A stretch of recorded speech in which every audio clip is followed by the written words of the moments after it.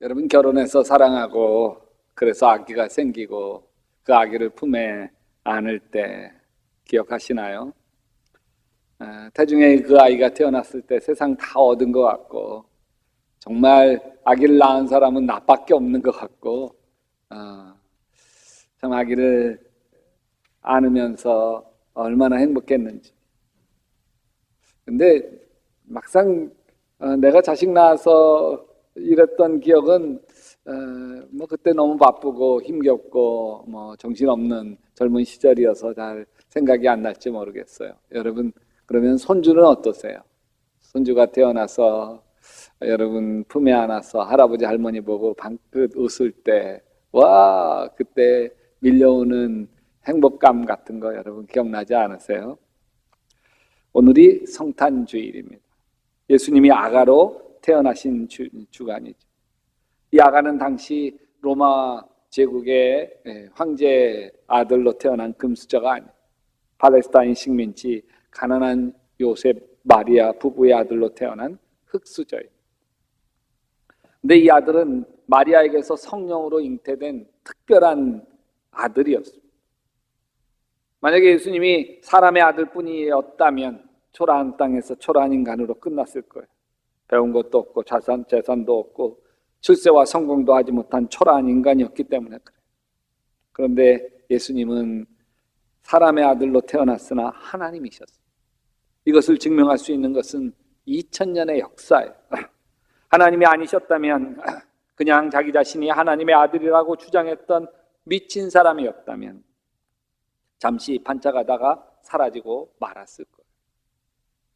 근데 2000년 전 팔레스타인 땅에서 30살부터 33살까지 단 3년 동안 사역했던 예수, 평생 강원도 땅만한 팔레스타인 땅을 떠난 적이 없지만 전 세계 어디서도 이름이 높여지는 예수, 평생 책 한 권, 글 하나 쓰신 적 없지만 전 세계 도서관에 있는 책이 절반 이상이 예수 그리스도와 직접적이든 간접적이든 연관되어 있다고 영향을 받은 책이라고 하는 예수, 그 예수를 지금 20억의 인구가 무릎을 꿇고 주님으로 경배하고 있습니다.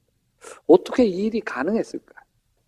마태복음 1장 18절에 예수 그리스도의 태어나심은 이러하다. 그의 어머니 마리아가 요셉과 약혼하고 나서 같이 살기 전에 마리아가 성령으로 잉태한 사실이 드러났다. 성령으로 잉태하신 하나님이 아니시라면 불가능한 일이죠. 여러분 역사 속에 수많은 영웅들이 있습니다. 알렉산더 대왕도 있고 몽골 제국의 징기스칸도 있고 나폴레옹도 다 대단한 영웅이죠. 근데 그 영웅이 죽자 다 뿔뿔이 다 흩어져요. 근데 이상의 예수님이 십자가에 돌아가시자 오히려 뿔뿔이 흩어졌던 제자들이 다 모이기 시작하고 그 예수를 위해서 목숨을 바쳐 예수를 전하기 시작하고 이 전해진 예수를 받은 사람들에게 기적이 일어나서 질병이 치유되어지고 안진매가 벌떡벌떡 일어나고 이 기적과 함께 예수 그리스도의 복음이 전 세계에 급속도로 퍼지기 시작합니다. 예수가 들어간 나라들마다 개화가 일어나고 변화가 일어납니다. 예수가 들어간 가정들마다 회복이 일어납니다. 예수가 들어간 사람들마다 놀라운 변화가 일어납니다. 그 위대한 시작은 2000년 전 베들레헴 마국간에서 태어난 한 아가로부터 시작되었습니다. 오늘 골로새서 말씀은 그 아가가 하나님의 아들이다, 그리스도다, 이 그리스도론을 이야기하는 말씀입니다. 여러분 골로새서와 에베소서가 말씀이 많이 겹쳐요. 그래서 이것을 쌍둥이 서신이라고 이야기하는데 이 에베소서는 교회론에 대해서 이야기하는 거고 여기 골로새서는 그리스도론에 대해서 얘기해요. 왜 이 그리스도론이 중요했냐면 초대교회에서 예수님을 하나님이라고 믿지 못하는 이단들이 많이 생겨났기 때문에 그렇습니다. 여러분 이단 신천지는 예수님 당시에도 예수님이 이단으로 몰린 것처럼 자신들도 이단으로 몰리고 있다고 합리화합니다. 참 어이가 없어요. 여러분 신약 성경이 원래 수많은 이단들로부터 기독교 정통을 지키기 위해서 기록된 하나님의 말씀입니다. 신천지 이단처럼 수많은 이단들로부터 기독교의 복음을, 예수의 복음을 지키려고 기록된 말씀들이랍니다. 골로새서도 마찬가지예요. 이단으로부터 교회를 지키려고 기록됐어요. 골로새서 2장 8절에 누가 철학이나 속임수로 여러분을 노획물로 삼을까 조심하십시오. 이런 것들은 사람들의 전통과 세상의 유치한 원리를 따라하는 것이요, 그리스도를 따라하는 것이 아닙니다. 신천지는 영은 육을 들어 역사한다고 주장합니다. 그래서 2000년 전 신약시대에 하나님의 영이 예수의 몸을 들어 역사했고, 지금 계시록 시대에는 하나님의 영이 이만희에게 임해서, 이만희가 이긴 자요, 이만희에게 하나님의 영이 임해서 보혜사다 속이고 있습니다. 신천지는 이만희가 죽지 않고 영생한다고 믿고 있어요. 그가 재림 예수이기 때문에 그렇습니다. 어디 두고 봅시다. 근데 말이 됩니까? 여러분, 우리는 오직 예수 그리스도, 하나님 아버지와 함께 온 세상을 창조하신 분, 만유 위에 계시며 만유를 다스리는 분 예수 그리스도를 믿습니다. 그래서 골로새서 1장 16절에 만물이 그분 예수 그리스도 안에서 창조되었습니다. 하늘에 있는 것들과 땅에 있는 것들, 보이는 것들과 보이지 않는 것들, 왕권이나 주권이나 권력이나 권세나 할 것 없이 모든 것이 그분 예수로 말미암아 창조되었고 예수를 위하여 창조되었습니다. 우리가 믿는 예수는 하나님입니다. 온 세상을 창조하신 하나님이십니다. 2000년 전 마리아에게 성령으로 잉태되어 태어나신 하나님입니다. 이 아멘 안 하는 사람들은 신천지 이단에 혹시 미혹됐는지도 몰라요. 아멘. 여러분, 하나님의 계획은 예수 그리스도로 온 세상을 통일시키는 거예요. 이 계획은 예수님이 이 땅에 다시 오시는 재림으로 성취된. 에베소서 1장 10절에 하나님의 계획은 때가 차면 하늘과 땅에 있는 모든 것들을 그리스도 안에서 그분을 머리로 하여 통일시키는 것입니다. 언젠가는 온 우주가 예수 그리스도로 충만하게 되는 날이 와서 모든 것이 그리스도를 나타나게 되는 날이 반드시 오게 될 거예요. 왜냐하면 하나님 아버지께서 십자가에 죽기까지 순종하신 예수님을 지극히 높이셨기 때문에. 그러므로 하나님께서는 그를 지극히 높이셨고 모든 이름 위에 뛰어난 이름을 그에게 주셨습니다. 그리하여 하늘과 땅 위와 땅 아래에 있는 모든 것들이 예수 이름 앞에 무릎을 꿇고 모두가 예수 그리스도를 주님이라고 고백하며 하나님 아버지께 영광을 돌리게 하셨습니다. 지금은 예수를 안 믿는 사람도 있고 예수를 조롱하는 사람들도 많지만 다 예수님 앞에 무릎 꿇게 되는 날이 오게 될 줄로 믿습니다. 요한계시록 5장 12절에 큰 음성으로 이르되 죽임을 당하신 어린 양은 능력과 부와 지혜와 힘과 존귀와 영광과 찬송을 받으시기에 합당하도다. 예수님께서 십자가에 달려 우리의 모든 죄와 허물을 대신해 주셨고 예수님의 피의 공로가 아니면 구원받을 자가 없기 때문에 예수를 믿는 자마다 영생을 얻어 한나라 백성이 되고 예수 그리스도로 온 우주가 통일될 것을 믿습니다. 골로새서 1장 18절, 그분은 교회라는 몸의 머리이십니다. 그는 근원이시고 죽은 사람들 가운데 제일 먼저 살아나신 분이십니다. 그래서 우리는 살아도 예수, 죽어도 예수입니다. 빌립보서 1장 20절에는 나의 간절한 기대와 희망은 살든지 죽든지 내 몸에서 그리스도께서 존귀함을 받으시라는 것입니다. 그래서 이제 나에게는 사는 것이 그리스도니 죽는 것도 유익합니다. 나는 예수 믿는 것이 얼마나 엄청난 일인가, 이것은 우리가 이 세상 살면서 다 경험하지 못한다고 봐요. 이 세상 끝나는 날, 나 같은 죄인에게도 이렇게 엄청난 은혜를 주시는구나, 구원과 영생이 이렇게 대단한 것이구나, 하마터면 잠깐 지나갈 나그네 인생길에 사단에게 속을 뻔했구나. 이 엄청난 구원은 값없이 주어진 하나님의 은혜입니다. 아무 대가가 없습니다. 오직 예수님이 내 죄를 십자가에서 다 용서하셨음을 믿고 받아들이기만 하면 돼. 예수님을 마음에 모시기만 하면 되는 거예요. 영접하는 자, 곧 그 이름을 믿는 자들에게는 하나님의 자녀가 되는 권세를 주셨기 때문에 그렇습니다. 절대로 사단이 건드릴 수 없습니다. 하나님의 자녀가 되는 권세가 있기 때문에 사단이 지옥으로 우리를 끌고 갈 수가 없어요. 여러분, 구원은 값없이 받았어요. 공짜로 받았어요. 아멘.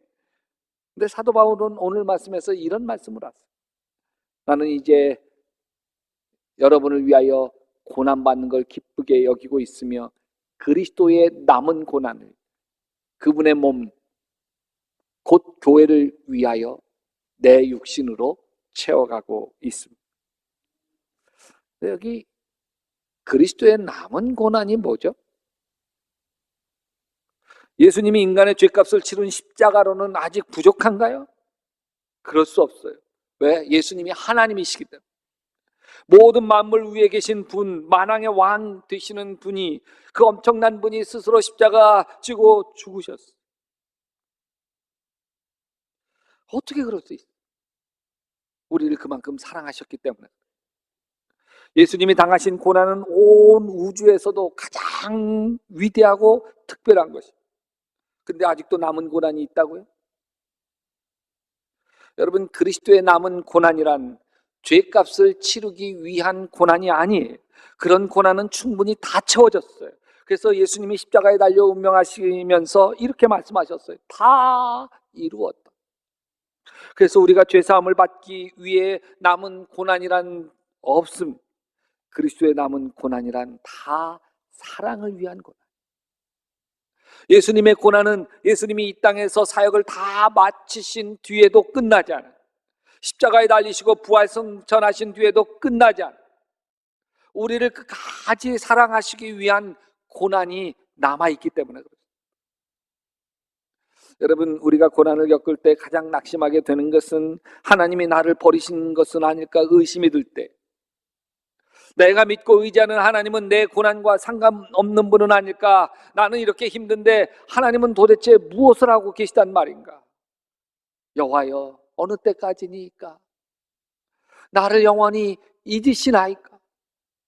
주의 얼굴을 나에게서 어느 때까지 숨기시겠나이까? 하나님께서 나를 사랑하신다면 이 고난을 왜 안 막아주시나? 하나님이 계시기나 한 걸까? 근데 여러분, 이 생각들은 다 마귀가 주는 생각들이에요. 예수님은 지금도 고난을 견디고 계세요. 왜? 예수 믿는 사람들, 하나님의 자녀들이 아직도 고난을 경험하고 있기 때문에 그렇습니다. 여러분, 사울이라고 하는 바울이 예수 믿는 사람을 핍박하러 다메섹에 갈 때에 사울에게 나타나신 예수님이 이렇게 말씀. 사울아, 사울아, 네가 와 나를 왜 핍박하느냐? 사울이 핍박하는 것은 예수가 아니에요. 예수 믿는 사람들이죠. 예수 믿는 사람들이 고문을 당하고, 예수 믿는 사람들이 감옥에 가고, 예수님 믿는 사람들이 처형을 당해야 했어요. 근데 예수님이 그것 때문에 아파하고, 그것 때문에 괴롭고, 그것 때문에 힘드시고. 여러분, 사울이 다메섹에서 예수님 만난 것은 예수님이 부활승천하시고도 한참 뒤였어요. 그러니까 지금도 우리가 고난을 당할 때 예수님이 왜 나를 핍박하느냐? 왜 나를 아프게 하느냐? 여러분, 예수 믿는 사람들, 하나님의 자녀가 고난 당할 때 예수님은 자기의 아픔으로 겪어요.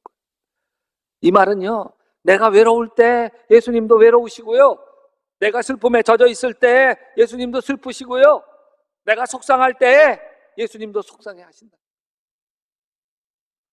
이것은 예수님이 재림하셔서 새하늘과 새 땅을 이루실 때까지 그렇게 하실 거예요. 예수님이 사랑이시기 때문에. 믿음이 신실한 한 여집사님이 이런 고백을 해요. 목사님, 저는 제 자신이 너무 싫어요. 이중인격자 같다. 왜요? 저는 다른 사람에게는 친절함, 상냥하게 잘해줘요. 근데 가족에게는 잘 안 돼. 아, 그래요? 근데 집사님만 그런 게 아니에요. 목사님, 저도 비슷해요. 교인들에겐 잘 해주는데요, 내 식구에게는 그게 잘 안 돼요. 목사님이 몰라서 그래요. 제 속에 막 개팍한 짐승이 있는 것 같아요. 다른 사람에게는 잘 참는데 남편에게는 제가 얼마나 혈기를 보냈는지 몰라요. 제가 남편에게 화를 날 때 보면 제 자신이 미친 여자 같아요. 이런 내 모습을 고쳐보려고요. 금식 기도도 하고요. 작정 기도도 하고 다 해봤어요. 그땐 좋아진 것 같아요. 얼마 지나지 않아 똑같아져. 이렇게 욱하는 게 내 성격이구나. 내가 고칠 수 없는 거구나. 포기하게 돼. 이러다가 한 번씩 남편에게 화내고 나면 이런 내 자신이 너무 싫어요. 기도가 꽉 막히고 찬양도 안 나오고 예배 드리기도 싫어져요. 내가 예수 믿어서 뭐 하나 싶기도 해. 집사님, 남편이 집사님에게 어떻게 할 때에 걷잡을 수 없이 화가 나요?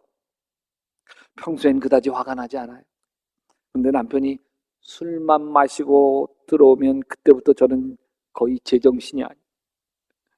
아, 남편이 술 먹고 들어오면 굉장히 폭력적이 되는군요.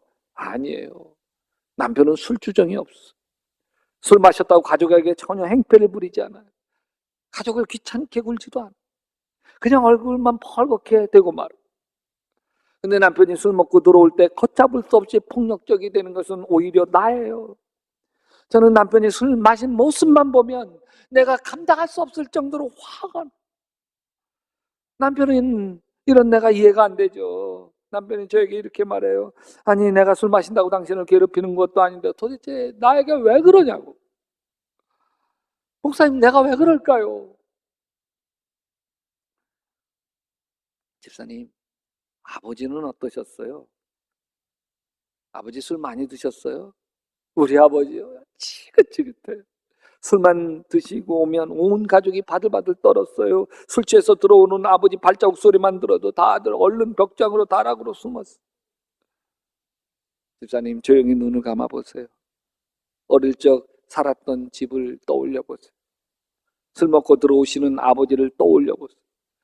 가장 고통스럽고 괴로웠던 기억은 어떤 기억이 있어요? 이 집사님은 어릴 적 공포스러운 기억이 떠오르자 한없이 눈물을 흘리기 시작했어요. 아버지가 물건을 집어던지고 엄마 피투성이 되고 너무 무서워 자기 어린 자기가 개성을 지르고 울고 있는 그런 모습을 떠올려. 집사님, 지금 공포 속에 떨고 있는 그 어린 자신을 꼭 안아주세요. 그러면서 등받이 쿠션을 제가 건네줬어요. 이 집사님은 쿠션을 품에 안고 엉엉 울기 시작해요. 어린 자기 자신을 안고 펑펑 울기 시작했어요. 한참 울고 난 집사님에게 말했어요. 집사님, 이 시간 조용히 예수님 음성에 귀를 기울여 보세요. 서럽게 울고 있는 이 어린 자신에게 예수님이 뭐라고 말씀하시는지 마음으로 들어보세요. 잠시 조용해졌어요. 그러는가 싶더니 다시 몸부림치며 미친 듯이 울기 시작했어요. 다독거리며 기도하고 상담을 마쳤어요. 이분이 퉁퉁 부은 눈을 닦으며 이렇게 말하더라고요. 목사님, 예수님이 어린 나에게 다가오셔서 이렇게 말씀하셨어요. 얘야, 너무 무서웠지? 너무 아팠지? 그때 나도 너와 함께 있었다. 내가 아플 때 내가 아팠다. 내가 울 때 나도 울었다. 사랑하는 내 딸아. 저는 이 집사님의 고백을 들으며 한 찬양이 떠올랐어요. 하나님께로 더 가까이 갑니다. 고통 가운데 계신 주님. 우리 예수님은 우리가 고통당할 때에 우리의 고통 한가운데 계시는 거예요. 그래서 결국 우리가 웃게 될 때 비로소 웃으시는 분이 우리 예수님. 왜요? 끝까지 우리를 사랑하시기 때문에. 요한복음 13장에 세상에 있는 자기 사람들을 사랑하시되 끝까지 사랑하신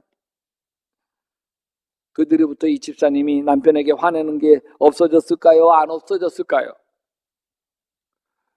그래도 여전히 남편에게 짜증도 내고요. 화도 내게 된대. 근데 확실히 바뀐 게 하나 있대. 뭐예요?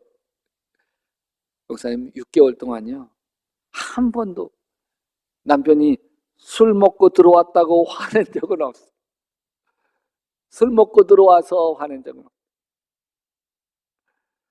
지금도 예수 그리스도의 남은 고난이 있습니다. 예수님은 사랑 때문에 고난 가운데 함께 하시는 예수님의 고난이 있어.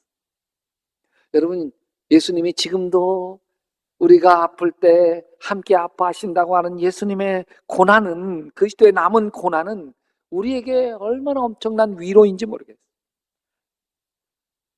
히브리서 2장 18절에 그가 시험을 받아 고난을 당하였으니 시험을 받는 자들 능히 도우실 수 있다. 예수 그리스도께서 사람들을 사랑하셔서 스스로 고난을 감수하신 것처럼 우리도 사랑을 위해 고난을 감수할 필요가 있습니다. 이것을 사도 바울은 오늘 말씀에서 이렇게 표현해요. 그리스도의 남은 고난을 그의 몸된 교회를 위하여 내 육체에 채우노라. 그리스도의 남은 고난을 내 몸에 채우는 것은 오직 하나예요. 사랑 때문에 겪는 수고, 사랑 때문에 당하고 사랑 때문에 참고 견디는 모든 것이 다 내 몸에 채우는 거예요. 그 여집사님에게 어느 날 친정엄마로부터 전화가 왔습니다. 얘야, 얼른 내려와라. 아버지가 턱 맞아 쓰러져서 지금 응급실에 실려왔단다. 아버지가 쓰러졌는데도 내려가고 싶지 않더래. 사실 아버지를 마음에서 지워버린 지 오래되었어. 명절 때 친정에 내려갔을 때에도 엄마 불쌍해서 내려갔지 아버지만 계시더라면 절대 내려가지 않았을 거야. 아버지 꼴도 보기 싫었기 때문에. 분명 아버지가 술 드시고 쓰러졌을 거예요. 반신불수가 돼도 싸요. 차가운 마음으로 친정에 내려가는데 마음이 속상하더래. 엄마 때문에. 아빠 때문이 아니고 엄마 때문에. 또 불쌍한 우리 엄마, 평생 아버지 술주정 받아내고 잘 참아온 우리 엄마, 이제는 우리 아버지 병수발 들며 남은 인생 살게 될 거 생각하니까 마음이 막 화가 나. 주님, 왜 나는 이런 아버지 만나서 이제 우리 엄마 불쌍해서 어떡해요? 혼자 속상해서 울고 있는데 주님이 마음에 다가오셔서 딸아, 많이 속상하지? 근데 내 아버지도 참 불쌍하다. 그때 번뜩 아버지가 일찍 엄마 아빠를 여우시고 고아처럼 거칠게 살아오셨다는 사실이 번뜩 떠오르. 한 번도 생각해보지 못해. 아, 아빠도 혼자 거친 세상 살아내는 게 힘들었구나. 가난한 살림에 자식을 키우느라고 힘들었구나. 고된 인생 술로 달래며 살아올 수밖에 없었구나. 갑자기 아버지도 피해자라는 생각이 들더니 아버지가 불쌍해서 눈물만 나. 결국 이 딸이 아버지를 집으로 모셔왔고 그 딸 간병받으며 지내시다가 병상에서 세례를 받고 하나님 나라로 떠나셨습니다. 우리가 그와 함께 영광을 받기 위하여 고난도 함께 받아야 할 것입니다.